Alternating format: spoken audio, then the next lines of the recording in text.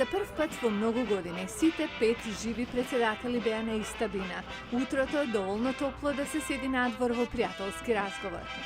Иако често критичен спрема одлуките донесени од председателот Буш додека бил на функција, во оваа прилика председателот Обама го фалеше Буш како председател. Председателе, за вашата служба, храброст, смисла за хумор и над се за љубовта кон државата, ви благодарам.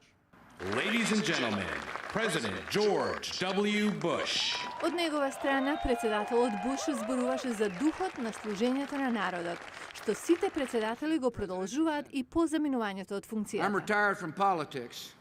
Се пензионирав од политика и среќен сум заради тоа, но се уште сум во јавна служба.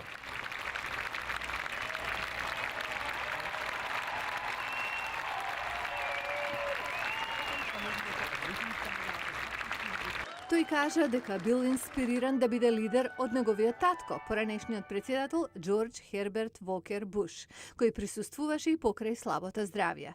Председателот Буш кажа дека центарот што го носи неговото име му припаѓа на американскиот народ и дека документите што ги содржи ќе им помогнат на луѓето да ги разберат неговите одлуки од времето кога бил председател, по прашања како борбата против тероризмот, војната во Ирак и акциите по ураганот Катрина. Присутните беа задоволни од тонот што беше поставен на церемонијата. Меѓу нив и демократите, како поранешниот градоначалник на Далас, Роналд Кирк. Нашите партиски разлики, начинот како приоѓаме на прашања како економијата или војната се минорни во споредба со богатството на она во што веруваме и што ни е заедничко како американци. Оваа најнова председателска библиотека и музеи содржи над 70 милиони страници пишан материјал и 80 терабајти на дигитален материјал.